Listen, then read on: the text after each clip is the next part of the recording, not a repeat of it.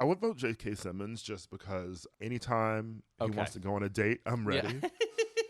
He routinely dates male podcasters who ask to go on dates. This is going to work out for you. J.K. Simmons is so hot.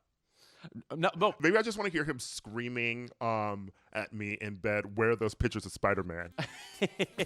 Welcome to Keep It, Cricket Media's show about pop culture and politics and what happens when they smack into each other at an alarming speed. I'm your host, Ira Madison III, a television writer and Fall Out Boy fan. I'm Louis Fertel. I'm a TV writer and Jane Fonda historian. And I'm Aida Osman. I'm a TV writer and alleged comedian. Let's get into it. All right, so we've talked a bunch about the Oscars already, but we have yet to offer our actual predictions for the show. My prediction is this show is going to be a fucking mess. What leads you to say that? Everything that comes out about the Oscars every day, I'm like, do I want to watch this fucking show? I know I will, but it's wild that the Oscars is in a point where it's trying to lure in new viewers, and every decision that they make to lure in new viewers is turning off regular viewers. Right. As a friend of mine just said, it feels a little bit like the Democratic Party. They are obsessed with reeling in people who are fundamentally uninterested in what they do, while at the same time making their own fans scream. Yeah. Oscar moderates is who they're trying to get in. It's like if the casting directors of Friends were adding all the guest stars that they used to have on every episode of Friends, but also were like, you know who we're actually going to get rid of? Like, Rachel and Joey and Ross. Yeah. Yes. Right. No. People are here for the guest stars, not the actual people that you tune into every fucking week. Right. No, it's again, I think I brought it up before. It's as if the producers of Jeopardy were like, well, if we want everybody to watch, the questions have to be multiple choice.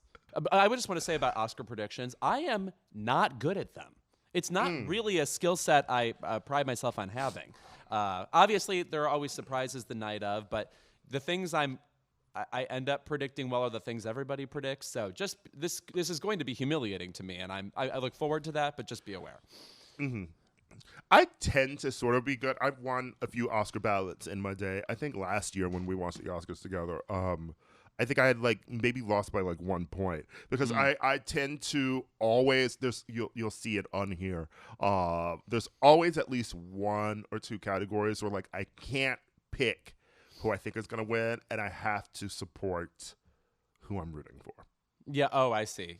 You're too full of heart is your problem. Yeah. But Best Picture. Oh, we'll start right there. Great. Yeah. Well, let me say something. I feel like there is a contingent of voters that still actually is gunning for Drive My Car, which in many artistic ways is leaps and bounds ahead of everything in this category. I know that's a long shot, and people are basically saying it's down to Coda and The Power of the Dog. Ultimately, I'm going to pick The Power of the Dog because I think people agree it's very accomplished for Jane Campion. Everybody in the cast is great. The movie looks great. For an epic, slow movie, it is very watchable. And so I think people want to congratulate themselves for having watched it and enjoyed it and understood it. And also, Coda is worse than it. Coda almost was great. I love the decision-making the main character, played by Emilia Jones, has to make. But ultimately, it settled for something too easy. So I feel like it ended up fine when it could have been fabulous. Mm-hmm. Also, you know what? Like, didn't have enough dialogue in it. Okay, that's your joke. All right. Who's the screenwriter? You're a Coda, child of dumbass adults. Okay. Yeah. I'm a dumbass all on my own, Louis. You don't have to involve my parents. I think I'm going to go with Power of the Dog, too. I think it's going to win. Would I prefer something else win? Sure. I honestly would love if West Side Story won. I thought it was a great movie. You know what? I would have no problem with West Side Story winning. I think it is a super muted conversation about the quality of that movie we've had. I like all of the performances in it have something. The look is great. I thought the pacing was great, especially in a year of overlong movies. So it's unfortunate that we haven't had more discussions about West Side Story. I think it's mostly just because in the conversation, with directors, Steven Spielberg has he's been around. But he did it. I agree. So It's a wonderful film. Best director, I think. Well, like Miss Campion's gonna get it again, if only so she can find a new black person to insult at the awards. Oh, I guess you and I didn't get to talk about that. We had Kyle Buchanan on last week. I mean, again, I'm gonna call it a failed joke. Like she was going for. The Williams sisters literally don't play against men when they play tennis, and I am literally in a category against other men. But that parallel alone is a stupid one to make. And then the comment, the more you think about it, like the worse it gets, the more insulting it gets, the more ridiculous it gets. So I guess there's some suspense, like will voters retract their appreciation of Jane Campion? But ultimately, I think they want her to win it. So. And I've always hated that bitch. And I was coming around on her for The Power of the Dog, but she did do that piano movie, which gave Holly Hunter her Oscar over Angela Bassett. So Jane Campion has been on my list for a minute. Yes, right.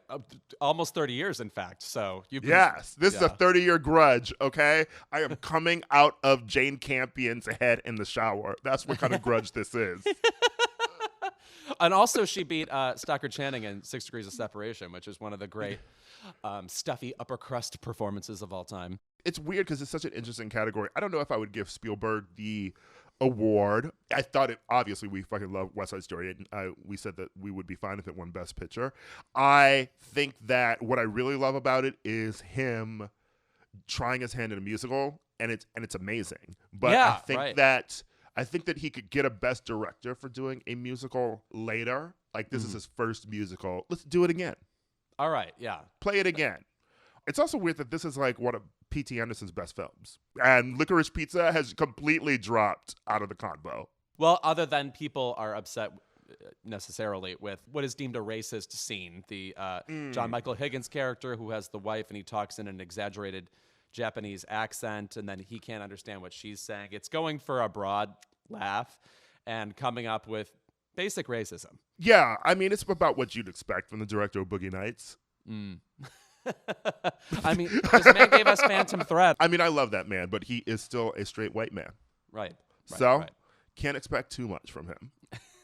All right, Best Actress. I mean, which is still, I mean, if we've discussed one category to death on this podcast, it's this one. But I'm sorry, this is one of the most interesting matchups ever in Oscar history, so allow me to fixate. I finally saw The Eyes of Tammy Faye What'd you on think? a plane. I fucking loved it. I thought she did slay. I thought she fucking served, and now I'm like, wait a second. Do I want her to win? I get her winning the SAG Award now. She's so fucking good at it. And she's like, it's interesting because there's sometimes this is kind of the opposite of being the Ricardos, right?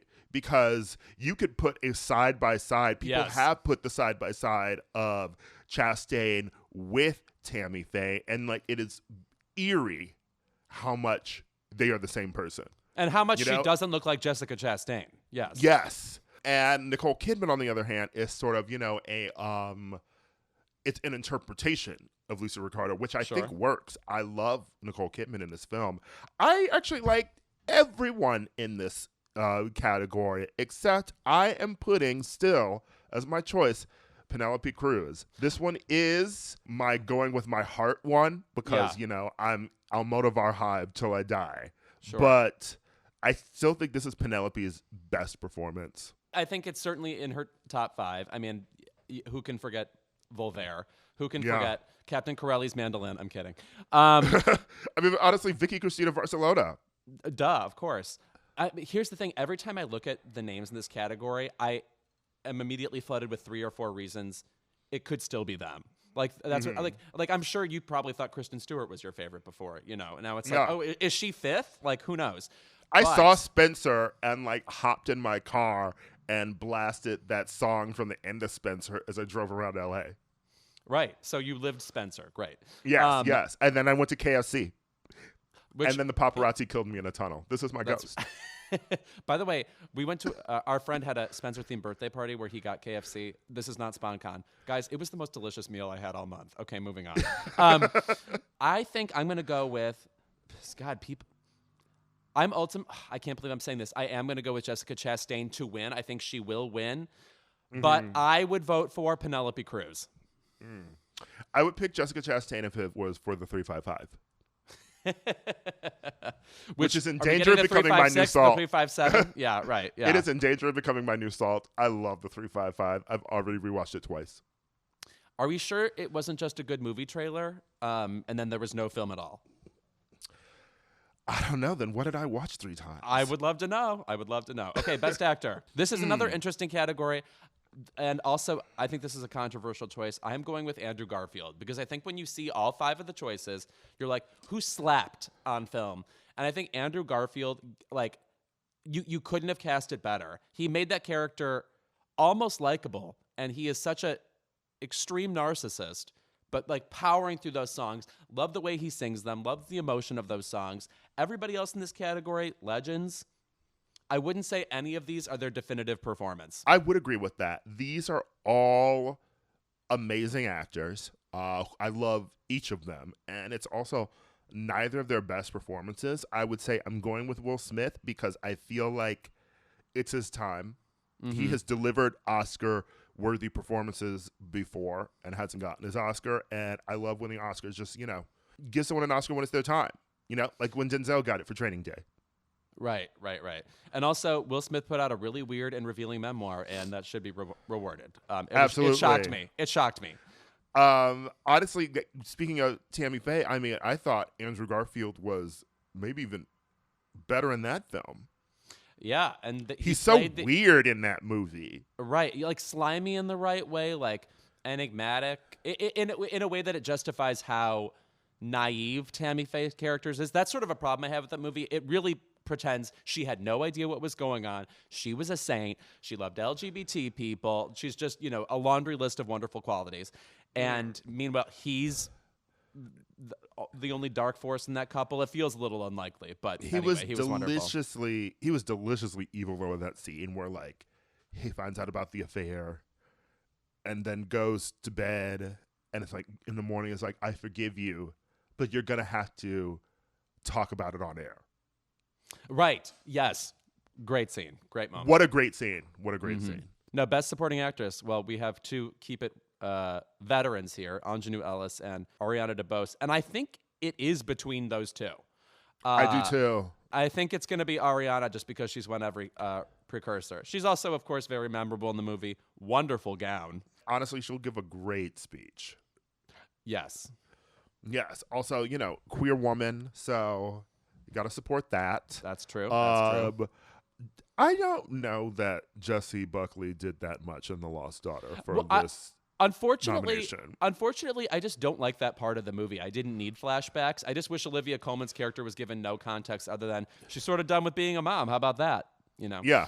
I still haven't seen Belfast, so... Judy's great. It's an extremely small part. It's very surprising she got in over Katrina, who has a sizable performance with, a real crying jag in it.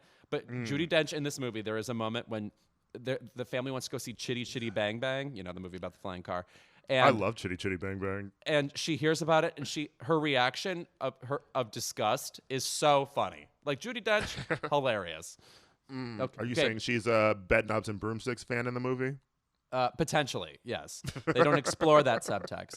Best Supporting Actor, I am going to go to win with Troy Kotzer from Coda, though I would vote Cody Smith-McPhee. I would vote J.K. Simmons just because I want him to know that anytime he wants to go on a date, I'm ready. Yeah. He routinely dates male podcasters who ask to go on dates. This is going to work out for you. J.K. Simmons is so hot. No, maybe I just want to hear... Maybe I just want to hear him screaming at me in bed, where are those pictures of Spider-Man? Also, he is a shocking choice to play William Frawley from I Love Lucy. It's like casting Arnold Schwarzenegger to play Fred Flintstone or something. It's like... I would like to see it. Okay. I bet you would. Best Original Screenplay.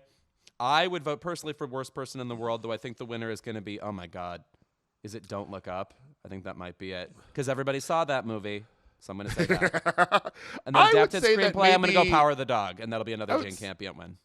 I would say Paul might get in on Licorice Pizza. Oh, yeah. I mean, it's a one-of-a-kind movie. I can't compare it to anything, and I think voters in that category remember that. So, And adapted screenplay, I think it'll probably be Drive My Car. God, that would be so fucking rad. That movie goes to crazy. It drives to crazy places. Look at me. I'm like Gene Shalit. Yeah. I sort of hate these moments where you have like a Drive My Car, like a Parasite. Like this wasn't his biggest Parasite, but you know where it's like here's a foreign film and we're gonna stick it in the middle of these other films, and you know it's like it feels weird. Like am I gonna root for this one versus this one? I don't know. I mean, you've got to. Maybe I'm being xenophobic.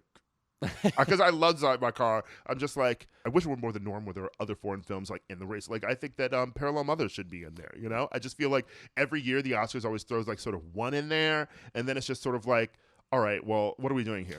Right. Like, if they were in good faith voting for the best screenplay all the time, it feels like 4 of these would be foreign, for example, you know? Yeah. But I don't know if I've ever said this before. We're not ready to have that conversation. So, last one to wrap up on before everyone else can see our results online. Best original song. 1, do you think Beyonce will perform? And 2, do you think that she will win? I think that if Beyonce is performing, then Be Alive is winning, because the only way they're going to lure Beyonce out of her home to the Oscars is if they show her the ballots. You know, Price Waterhouse is like, we're breaking all of our traditions. Here it is. You can see your name on the envelope. Please come. Yeah. Well, the rumor is she's performing on a tennis court in Compton for this, which would be amazing. I mean, I think she's performing. She's not going to disservice the Williams sisters. She's going to show up and perform. Come on. That's fair. I am going to say the winner is... It feels weird to vote for No Time to Die. I feel like that's what you want to say. I'm going to vote for the Dos Oruguitas from Encanto because of the residual... We need to talk about Bruno omnipresence. Well, I'm Beehive, so I can't not vote for Beyonce in any category. Okay. So that's my answer. Going with your heart again. All right. I'm going with my contractual obligations. So, see the rest of our recs on Instagram with the official Keep It Oscar ballots.